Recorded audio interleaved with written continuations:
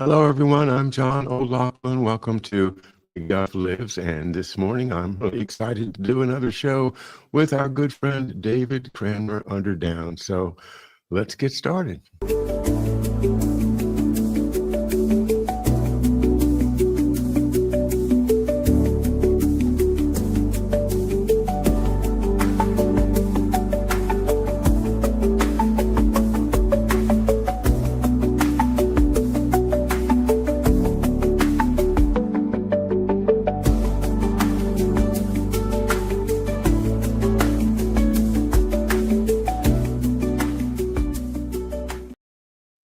And welcome back once again, everybody. And let me add to our stage our good friend David Cranmer Underdown. Hey, David. Hey, Merry Christmas to you. Thank you. Merry Christmas to you and everyone else. And thank you for joining me again. It's always such a pleasure, and I enjoy it so much. Well, we're back to Detroit again, you and I. We've had a few visits to Detroit together over the years. But this one springs off of my show yesterday, in which I was featuring the writings of Escape Key under the title of Inaugurated in Dallas. And I think I would like to just kind of see where we can connect your material to what I was talking about yesterday.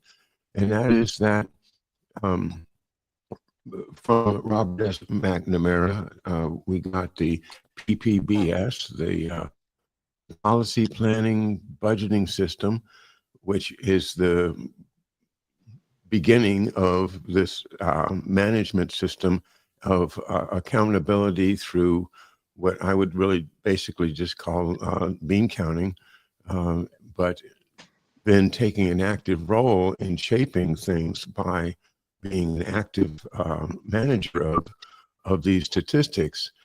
And from there, we get to almost to today, where we read about things like digital twins, and where not only would a Department of Defense or a World Bank be managed by a system like this, which I think the word empiricism applies here, that cold empirical system of crunching the numbers and letting the results rule the day, has gotten to the point where we now have enough data centers that everybody probably has, at least in this country, in Western culture, probably already has a digital twin that they're watching what we do and using all of our online behavior to fashion a digital copy of what they think we are, and for what purpose, but other than basically what I would call slave management. Ultimately, you've got a system in which all the people that have submitted to it or have gotten ensnared in it or happen to live in a government where it's imposed are now virtual slaves, and they can be manipulated into whatever the people behind the curtain want to happen. So Robert Strange McNamara brings us to Detroit, the Ford legacy, Detroit, the Ford Foundation, Detroit, thinking about how you've described the Willow Run and all of the other important arsenals of democracy, as we call our show today. I thought it would be good for us to try to tie those things together. So with that introduction, I leave the floor to our good friend David. Go ahead, Dave. Well, Robert McNamara is from California, and he grew up in the Bay Area and went to Cal Berkeley, which has deep history with the military-industrial complex with Lawrence Livermore and Edward Teller, and a lot of the Cold War history is out of Cal Berkeley. So that was his background, and then he ended up being one of the Ford whiz kids.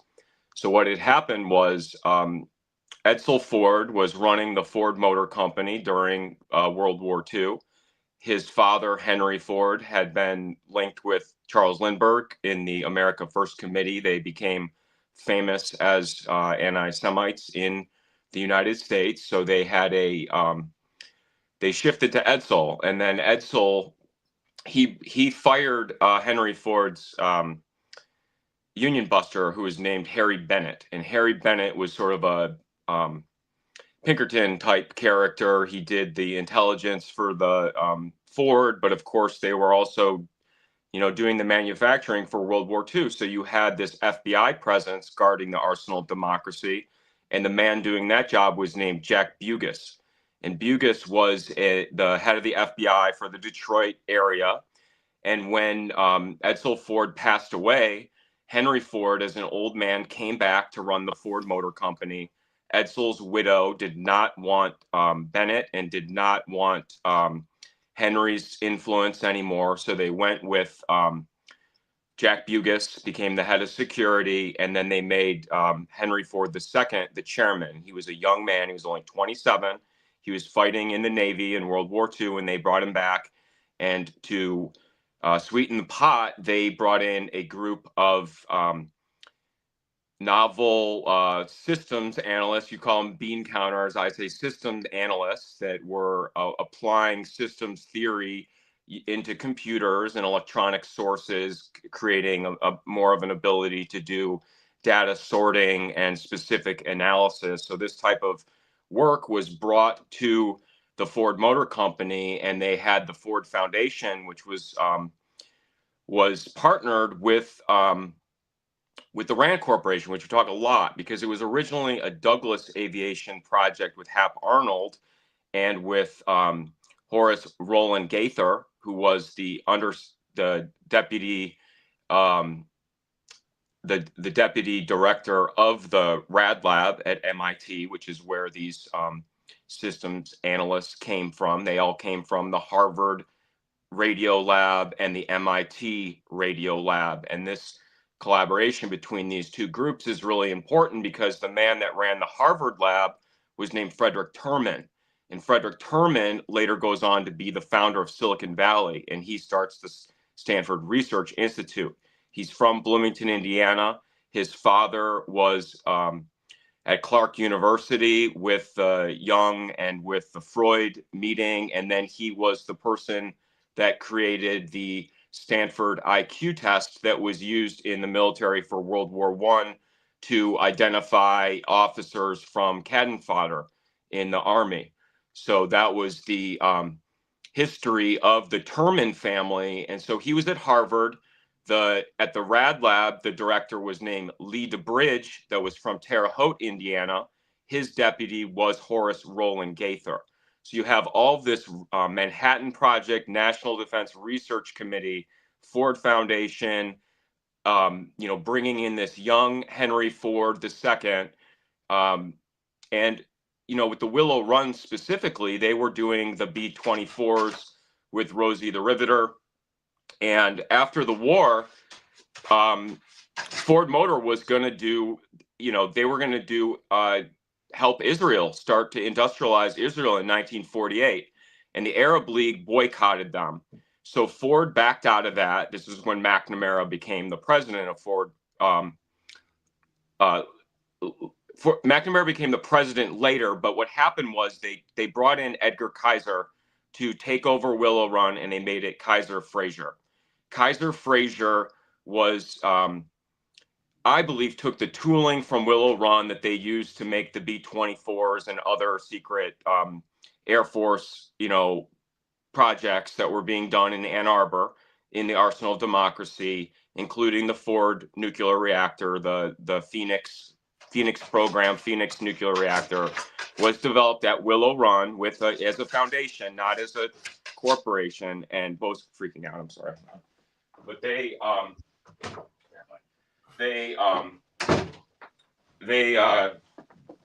brought in the Ford Foundation with Gaither, but Gaither was more than that, because he was also the person that wrote the Gaither plan, as you've identified, and also the General Motors chairman, who was named Engine Charles Wilson.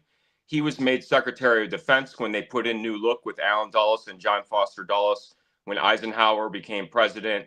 And Eisenhower was backed by the same Sidney Weinberg of Goldman Sachs that did the IPO for Ford Motor and was the one that brought the Whiz Kids to Ford Motor. So you have an old Goldman Sachs relationship also that's tied in with the Fords and, of course, with the anti-Semitism from World War I, the Dearborn Independent with the Protocols of Zion.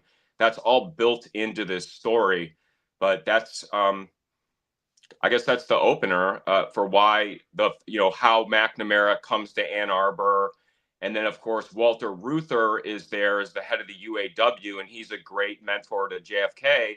So JFK is doing things like announcing the Peace Corps on the steps of the Michigan Union with Walter Reuther, as McNamara is living in Ann Arbor, and then becomes kind of his prized cabinet member as the Secretary of Defense, recruiting this president of Ford Motor Company that has this experience with all these systems analytics and applying them with the Rand Corporation. And then, of course, the Rand was also the Douglas Aviation and Lockheed, which was Detroit Aircraft Company, which was in Grosse Ile, Michigan. That became Lockheed. So then you have all of the U-2 and the Sidney Gottlieb and Richard Bissell running that program for the CIA, and Area 51. All those things are the old Detroit Aircraft Company, whose directors were Henry Ford, Edsel Ford, Alex Dow, William Bushnell Stout, and then Charles Kettering, who later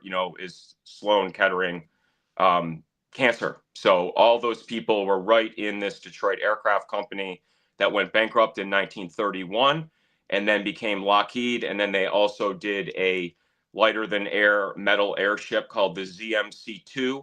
And that was, related to the hydrogen and to helium and these strategic resources, which were controlled by Harold Ickes and the Secretary of Commerce during the New Deal. He was, using these resources as sort of a lever to, take out some of the Detroit characters that we're talking about. So McNamara, and I think he's also one that studied management at Harvard, Mm-hmm. becomes the guy that the Kennedy administration and then the Johnson administration looked to for how to modernize the government. And his answer is to put this PPBS system into the entire government. And the article I was sharing yesterday kind of traces a path from that point up until now, where we now are facing this digital prison, or the algorithm ghetto, as Herpoye Morich calls it. And, the idea that everything is going to be digitized, that comes from, I believe it comes from the PPBS and developments since then. Would you agree? Definitely. The chain from Frederick Terman at Harvard Radio Lab to Stanford, he is the person that mentors Hewlett and Packard.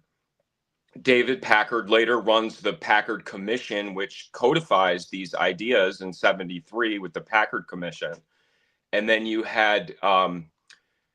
also had the head of the the Whiz Kids was Tex Thornton, who was also in Varian Industries and then later the aerospace company that did all the blood Baxter, the Baxter that did the blood transfusions with the Arkansas blood, and that was all from Baxter. So the Tex Thornton, that was the and then Litton Industries was also his company in Silicon Valley. So it's the same core group of people that were doing this transition, because the Silicon Valley, really its boom was they went from vacuum tubes to transistors, and then they went to integrated circuits. So this is like, really, we're talking about the transition into integrated circuits and having computer systems that can then do much greater detail of analytics. And then we get to now where we have like Palantir, Gotham, and like Clearview AI that can do all the facial recognition, and it uses all these algorithms and analytics to do identification, and create these, the dossiers and the system that you're referring to, as far as the having every person have a profile, and all of their financial history, their familial history, their work history, their criminal history, everything in one place where you can do an instant analytics on somebody. That seems to be what the idea is. And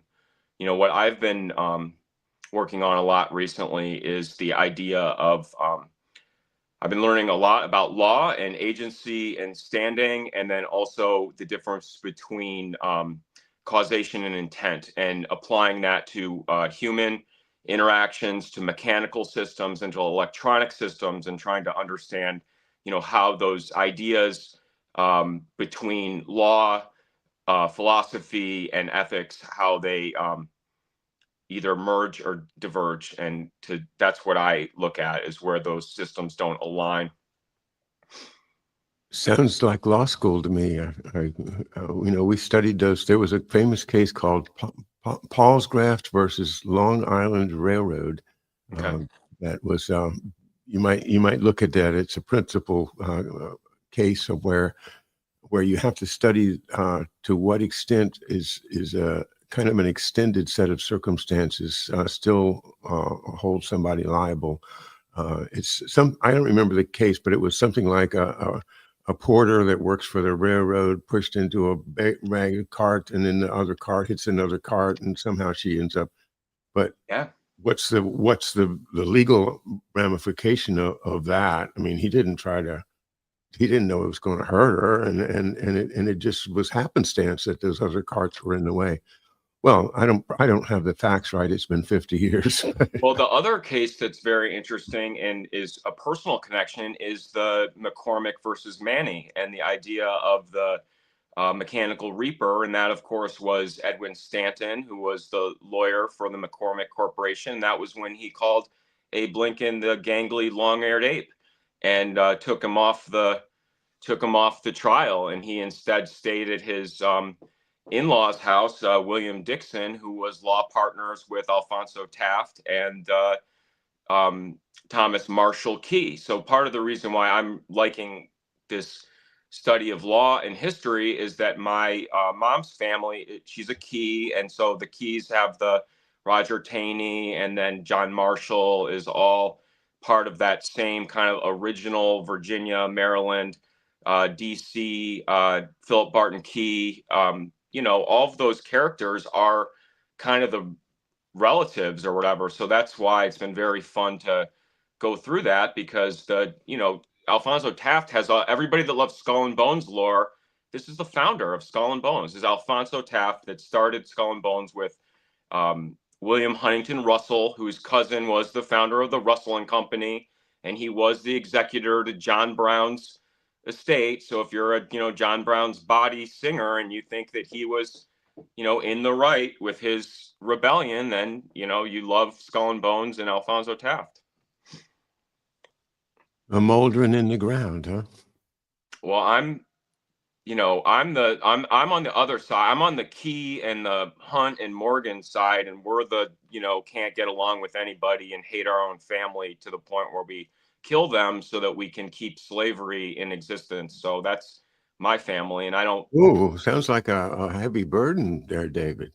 Well, nobody ever explained it that way to me, but I picked it up along the way. Like I was always confused with certain interactions that never made sense. And then when I figure out, who the people are, I remember all those interactions that don't make sense when people act in an odd way. So that's helpful for me in remembering these details for why, when Francis Scott Key Bridge goes down, why that is symbolic and is more than just the national anthem. And then history is somehow omitted that the person that Francis Scott Key was negotiating for was his first cousin. So that's something that I feel like is intriguing, because his brother-in-law was Roger Taney, who was the Catholic, and their kids were, the daughters were Protestant and the sons were Catholic, and they were part of the Talo family is another really interesting family because they, had the Octagon House where the Treaty of Ghent was signed. You also have the Dolly Madison taking the George Washington portrait out of the burning White House and putting it in the Octagon House. So you have like really good American lore that was in all these stories. Well, you just got to come down here, David. I mean, this is your home land. I mean, as I've told you many times, I can go walk to the outside on my property and look across the Wacomico River to the original Key home, which is right there on the Wacomico River in St. Mary's County, Maryland, and it all branched out from there. And yeah, come down, please. We'll Yeah, go. no, I'd love to. The thing is, we we didn't like the other intrigue is that Key was also the in-law of the Lloyds, William Lloyd, and there's the Lloyd Chase House, and the Lloyds, William Lloyd or Edward Lloyd is the name of the founder of the Lloyds of London, and Edward Lloyd the First started the candle auctions at the Lloyd um, coffee house, and that, of course, they were like the Barings family and the Hope family. They were the great rivals of the Rothschilds.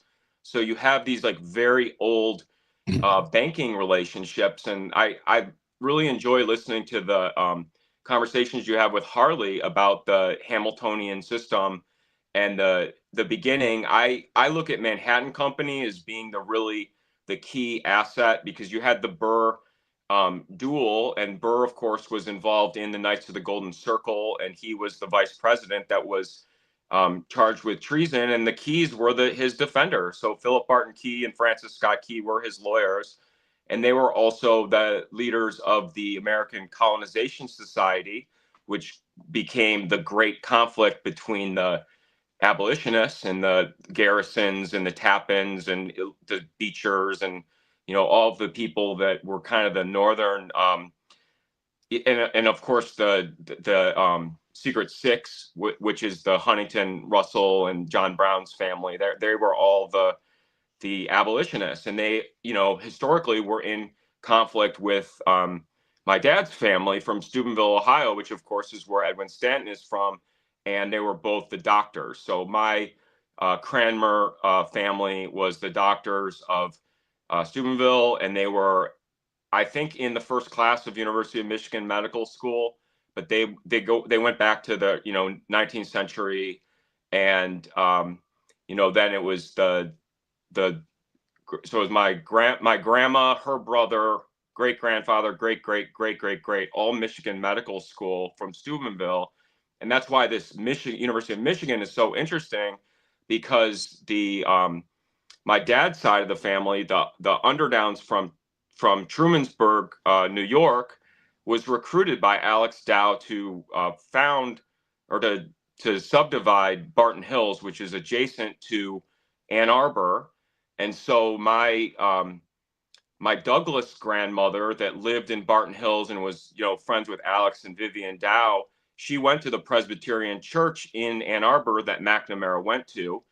And it's also the same church that Marie Oswald, after Lee Harvey Oswald was killed, she moved to Ann Arbor and was part of the Michigan Language School, and she was set up through the Presbyterian Church in Ann Arbor that McNamara attended. And so there those elements that I really look at, and this is I actually brought a picture of my grandma so people can see her. So that's Jeanette Cranmer.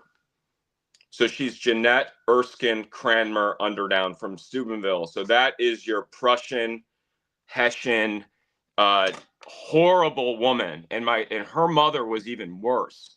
Her mother had the Prussian, would throw her in the river, the cold water, and that is the Grubb and Wolf side of the family. So the Delaware Claymont, that's the John Grubb that got in the fights with William Penn and with Lord Baltimore over the 20-mile radius of Delaware.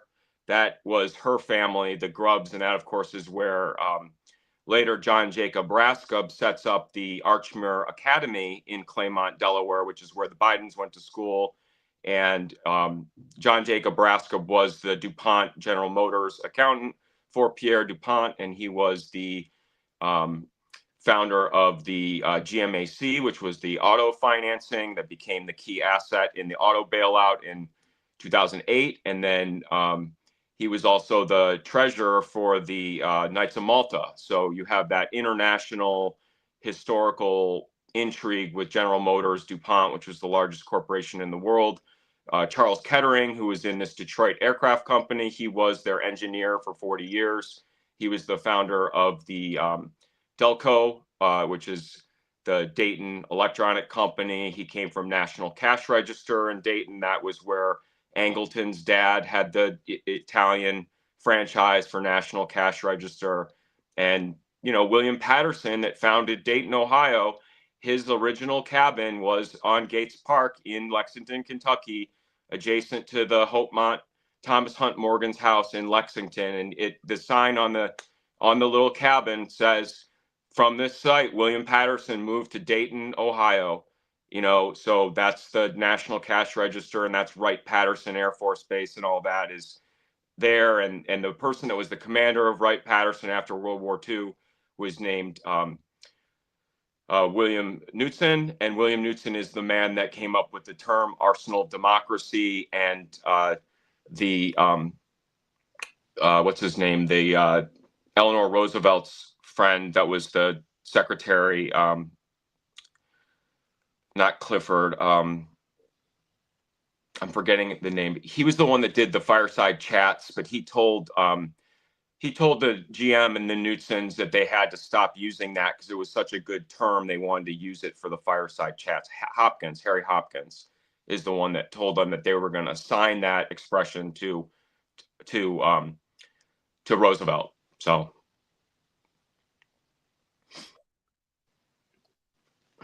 One of the points that I had never seen on the issue of Hamilton and the American system, which we talk about with Harley Schlanger, was the fact that the loans that we needed to pay back were generally with Hope and Company of the Netherlands, and not British banks, and this was a different system. So I had kind of had a gut feeling that we got sold out when we agreed to repay the debts that existed before the war, and I guess during it. But in fact, if we hadn't been able to borrow that money from Hope and Company and in France and other places that were not the same thing as the British Empire at the time, that we couldn't possibly have financed the revolution at all.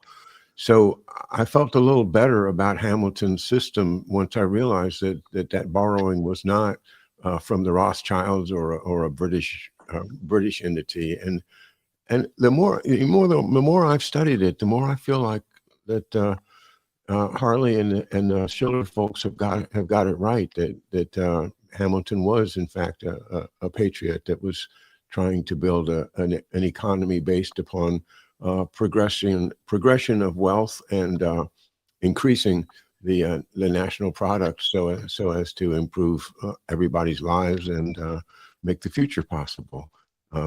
That's where I've been with it for some time, but I know a lot of people don't trust Hamilton at all. So I leave the question open.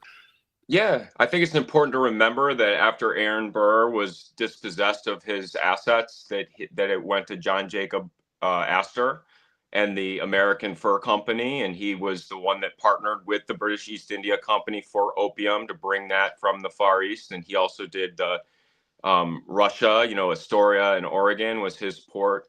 And that, he came in and he acquired a lot of the land in Manhattan. So I don't know. I mean, they become the Cliveden set later. So if you know the Profumo affair, that was where, Mandy Davis and the Go-Go Girls were, at Cliveden, Nancy Astor's house, so to me, it's the old intelligence thing. I mean, because again, like with Hope, to give a to me, a clear picture of Hope Bank.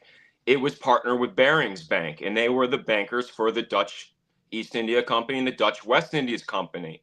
Those were rivals of the British East India Company. So there were some partnerships because, again, when you finance a chartered corporation like the British East India Company, you have the Hudson Bay Company was the North American version of it, and that was started by the James's brother, the Rupert's Land is named after that. So this is where you get into the um, we went to an engagement party last night for our family friend who is amazing woman, and she's the chairman of Christie's auction house, and she's the head of the whole thing. Whoa. And she was at Sotheby's with Al Taubman when Al Taubman owned it, and she has a very favorable opinion of Alfred Taubman. And people that study this know that Alfred Taubman was Leslie Wexner's mentor, and that he was the was in Pontiac, Michigan, and Taubman Company had the mall spaces, and then Wexner had the retail. And this is all stuff Harley will know because the Wexners were from Columbus, and that they were Columbus, Ohio. And so they started off at Lazarus, was where Wexner's mom worked, was at Lazarus, which was a part of Federated Department Stores, which is Macy's and the Rothschilds. So these are all the old department store families. And of course, in Detroit, we know all the department store families because they're the ones that are at Campus Martius. And that's where, like, Hudson's and Kearns and the Crowleys are all, we know the founders' families of all those department stores. And that, long ago, I heard that every bank started as a dry goods trader. Every single one of them was originally a dry good trader that evolved from that. So that's where that comes from. And, if you look at Wexner, you have to go back to the Ohio Company and go back to when they made the Northwest Territory. And what is the difference between the Ohio Company and the Western Reserve, the Connecticut Reserve, which was that was started by John Brown's father, who had U.S. Grant's dad was working in Hudson, Ohio, and that's where my great grandfather did his residency after University of Michigan. It's where my grandma went and got sexually harassed by the chemist when she was working on blood transfusions and things, which obviously were part of the World War II special projects. Penicillin was a super project, but blood transfusions and being able to take blood and dehydrate it, and those were all super projects that they were doing for surgery. To be able to do, and of course, this is all related to the IG Farben and to the, but again, General Motors acquired Opel in 1931. That was the largest automotive company. So before Hitler was in power, they were already there. Henry Ford built Ford Germany, before Hitler was there. So they were already integrated. And this is the idea of the international corporations.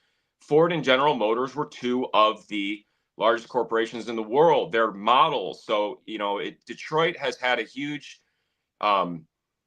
it's been gutted and a lot of the industry is gone. And so people like me that grow up here, it's very hard to believe that we were the arsenal of democracy and that the entire world sent the best engineers in the world to study the processes that were developed here. But that's the reality of it. And those families live in this neighborhood. As I was telling you, when the Whiz Kids came, four of the Whiz Kids were ushers at St. James Church in Birmingham, where my grandpa, who was married to Jeanette, was an usher also, and like including like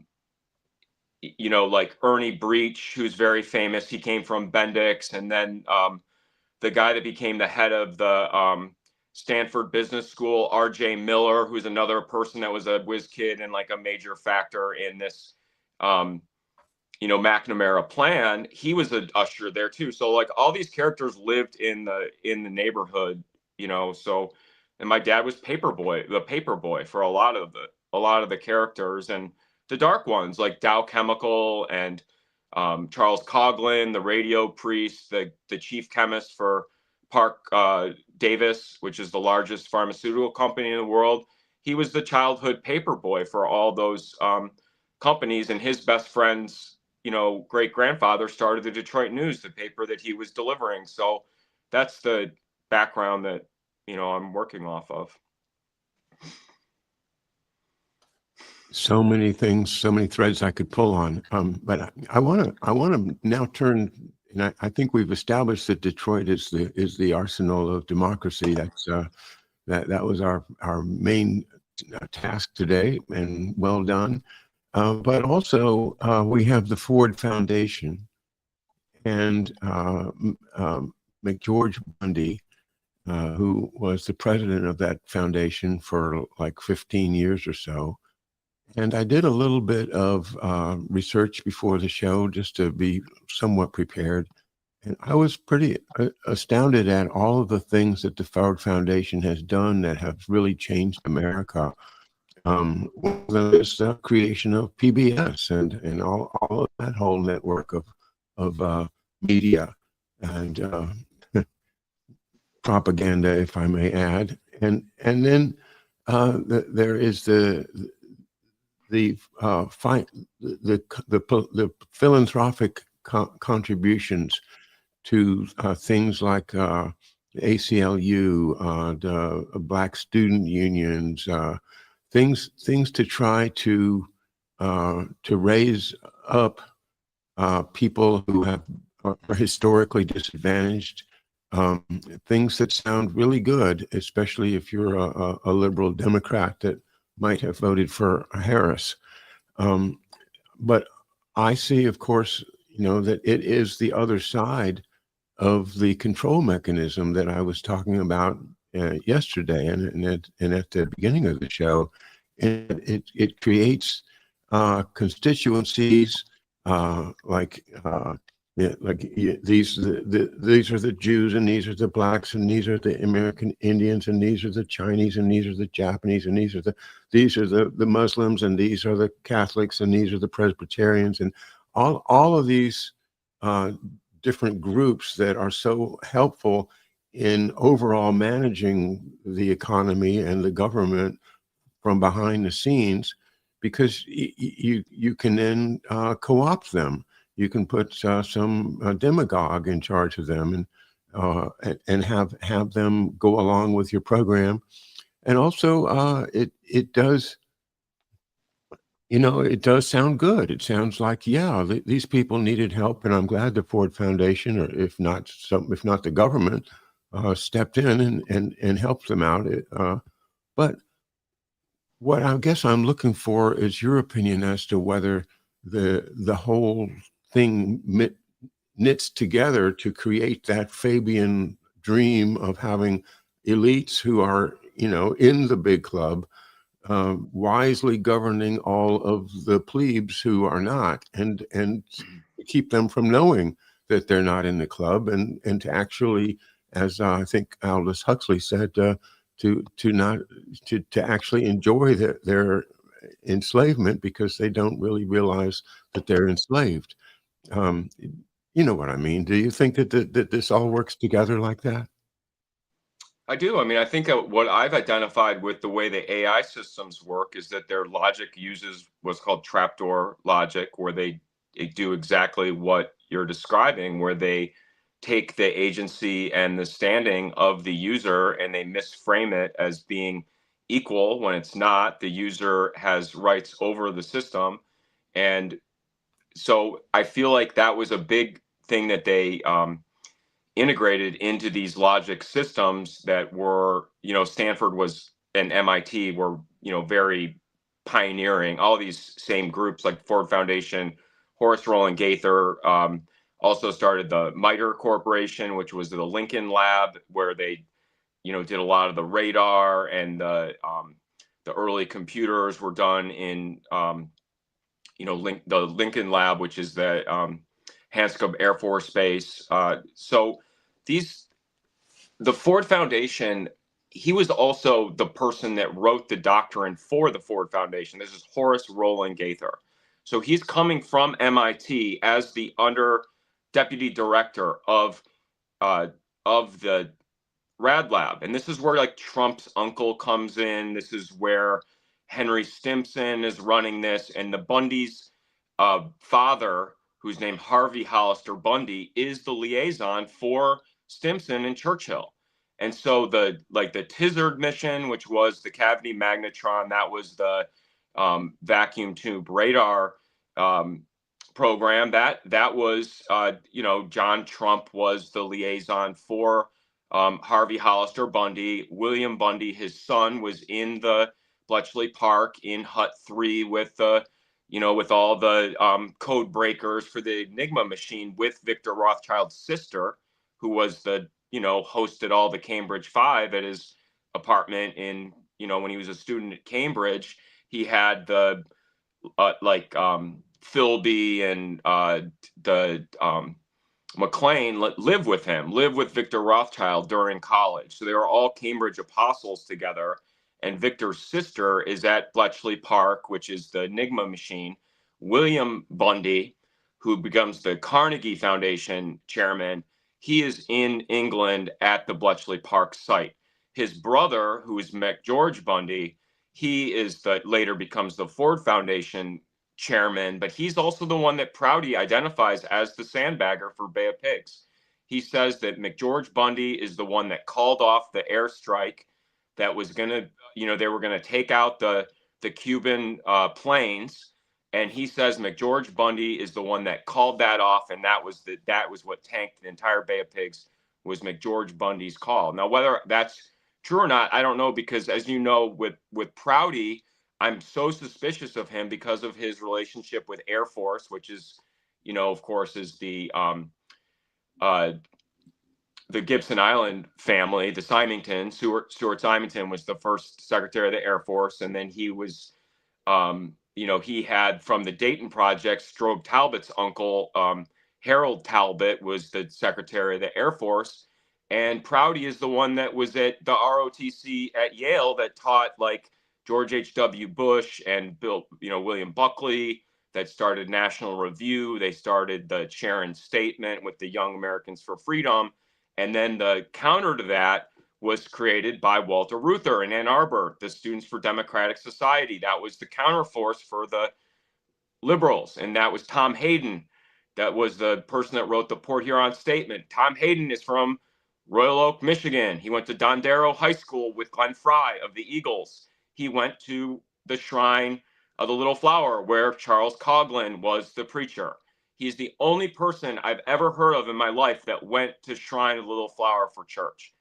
Of all the people, including the party I went to last night, where they are the most Sacred Heart, U of D, every parochial school, they know everything about every parish.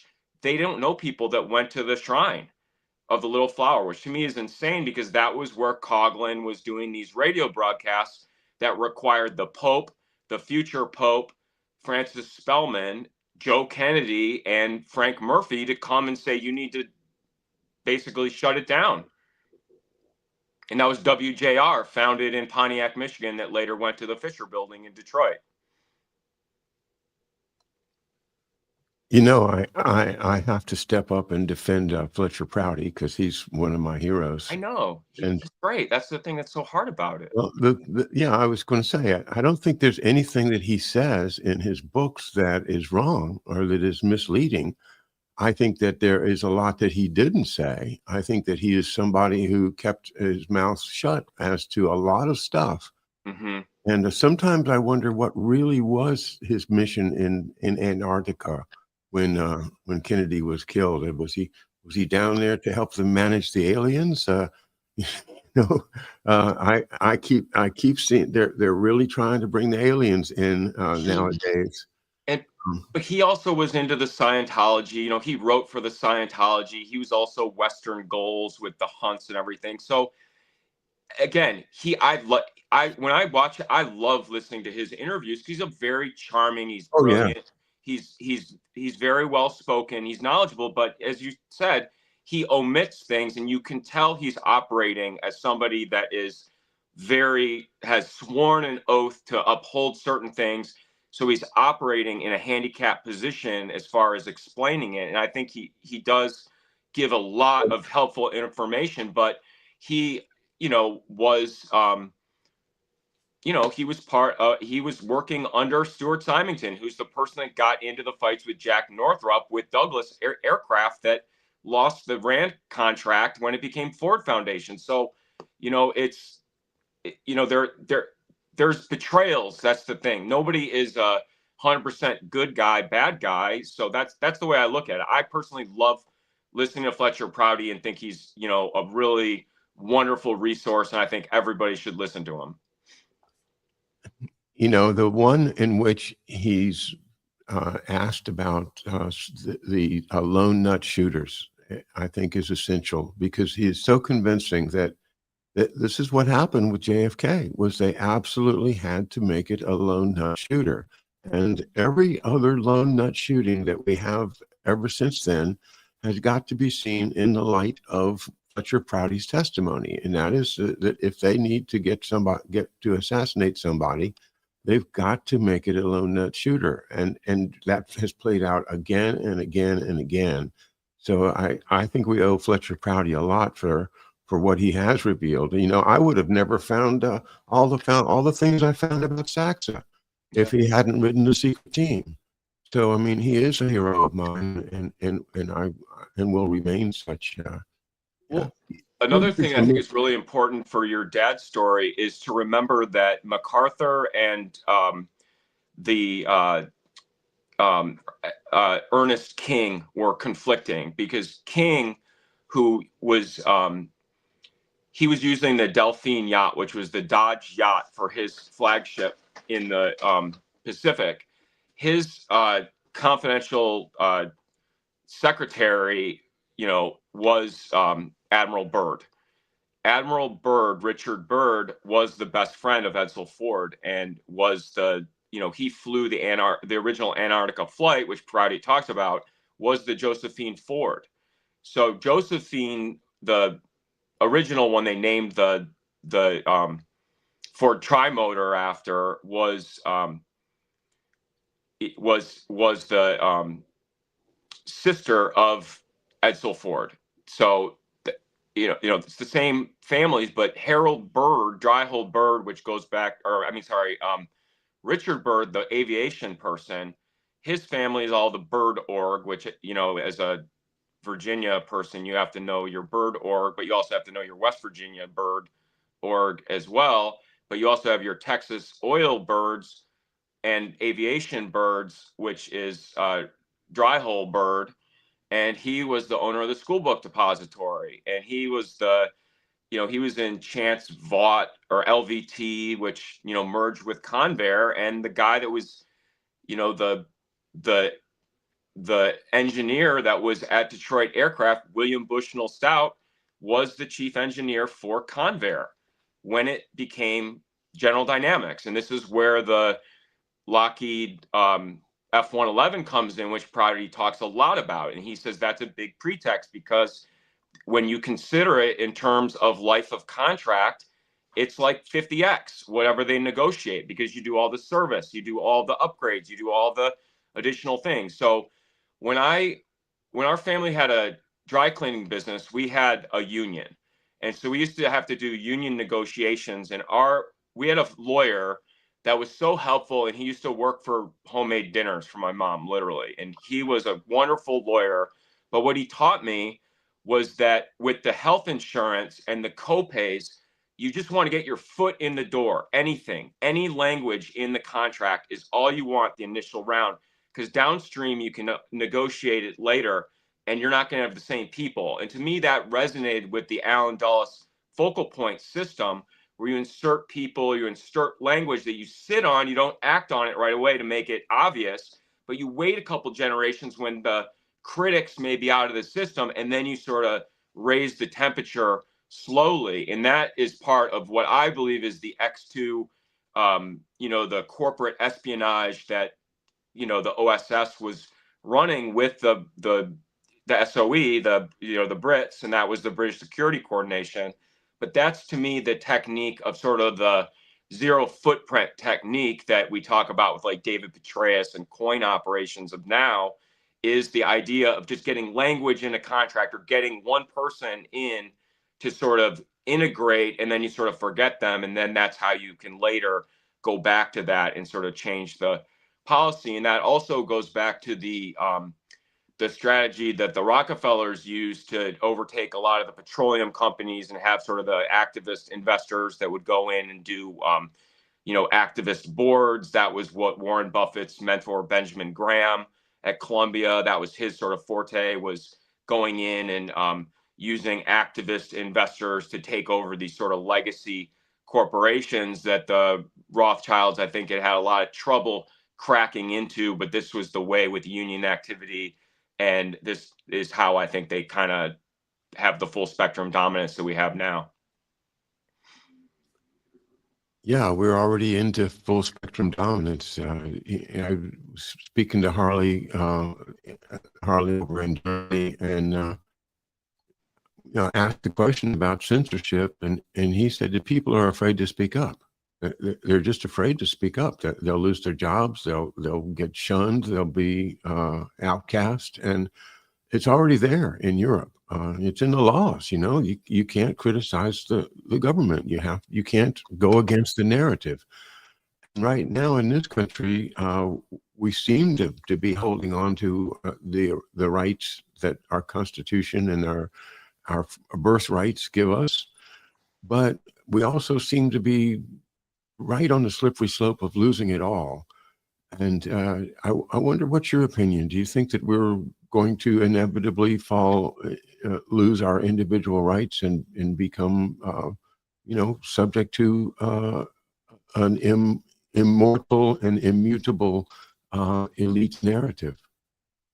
Well, I think that a lot is happening right now in Michigan and Ann Arbor that's related to all these issues. And one of them involves the football coach and a very public firing of the football coach. And then there's a data center, which is part of the Stargate program, which is going in with OpenAI and with Larry Ellison, who is the founder of Oracle Corporation. And his wife has been very active in the new system that college sports has. I don't know how closely you follow college sports, John, but there's been huge changes. It used to be there was very rigid about you would get a scholarship and you were allowed to take, like certain benefits. And then if players took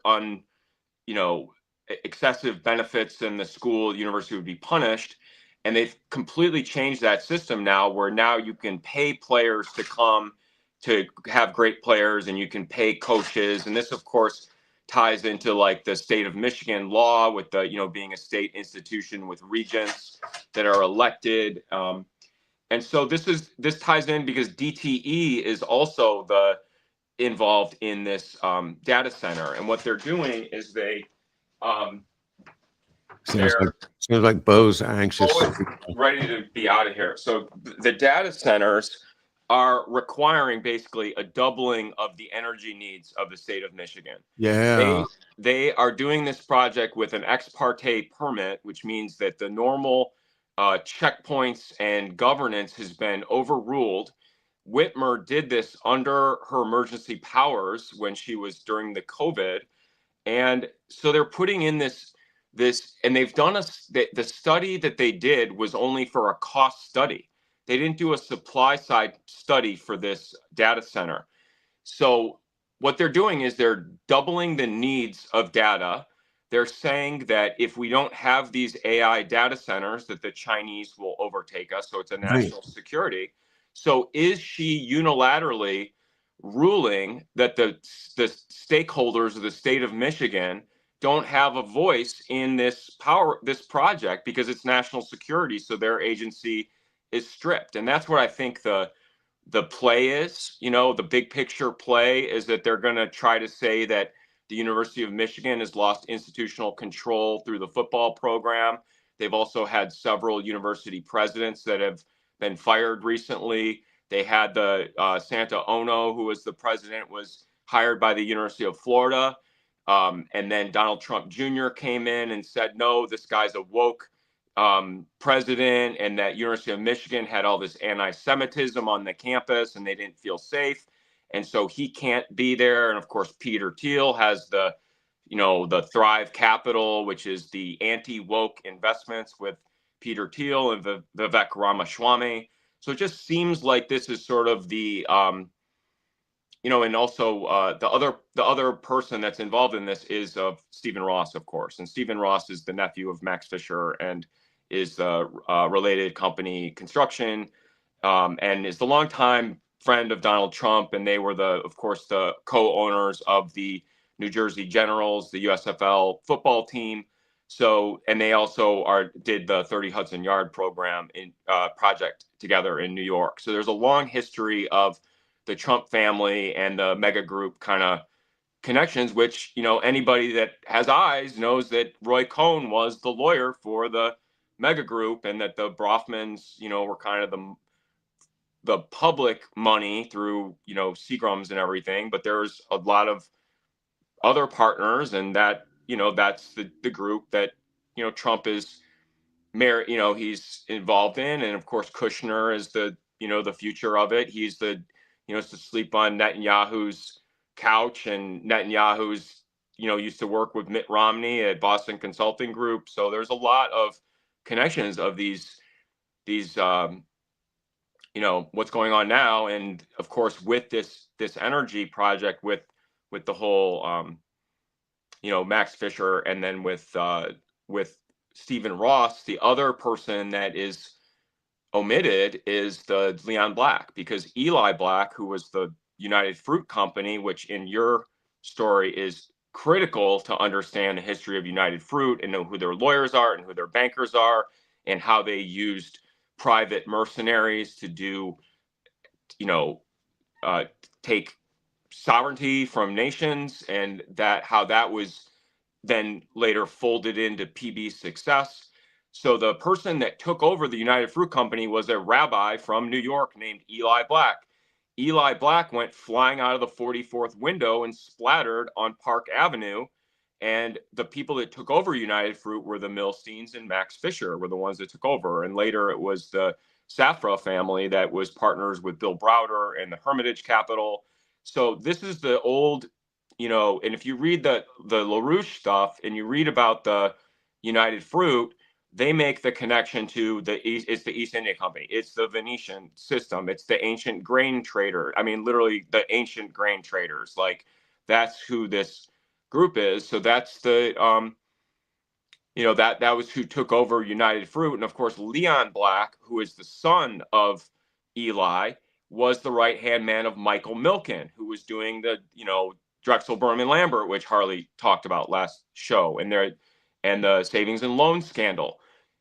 Leon Black is the person that met with Jeffrey Epstein to do the Apollo management. So again, this is all the Trump stuff. So when Trump's like, I thought we were done with Jeff Epstein. Why is there? Oh, it's just so boring. Why we keep bringing this up? I thought we were done with this.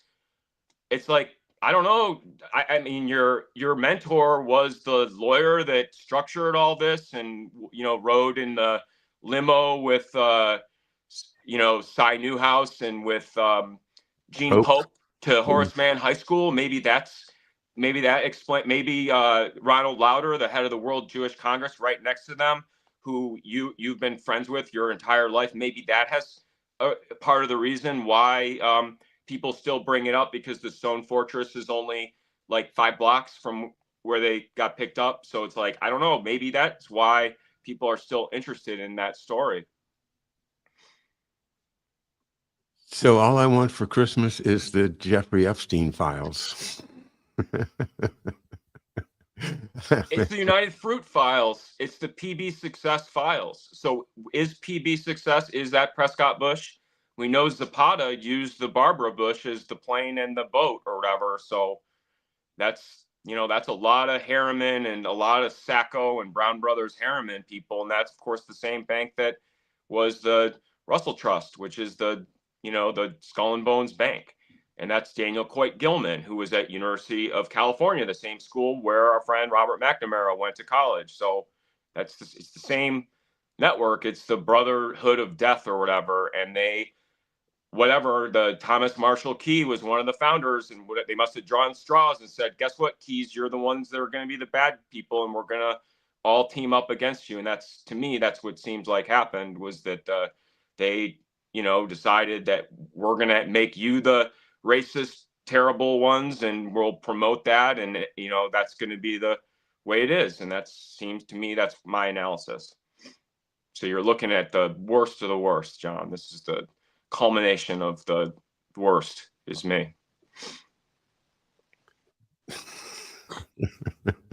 It's not you, David. I don't feel like it is, but I feel like that's what is like the idea is, the Paul Whelan, security teams are not relenting. So I am just like, anytime people like, I feel like I say all this and nobody knows anything, nobody knows nothing about nothing, and it's fine, but don't have the project going all day next to me. I mean, it's just like, it's not zero footprint. I've said it's not zero footprint. So to say there's no intent and that there's no premeditation is not valid. So I just wish that they would relent and show some kind of ease the pressure for the family, because it affects my family a lot. And I don't think it's fair. I'm sorry to hear that it's still going on, David, but it's an incredible thing that you do. You're exposing so much, and I think that makes you one of the real stellar good guys here at McDuff Lives. And that's my McDuff right there. She had the exact same fate as your father. So she died when my dad was a freshman in college. So that's my McDuff. Okay. All right, David Cranmer, Underdown, thank you so much for another great show and another year full of great shows with you, David. And I'm just excited to know that we haven't solved everything yet, so we'll have to get back together in 2026. Sounds good. Thanks, John. Merry Christmas, everybody. Thanks, everybody. Bye-bye.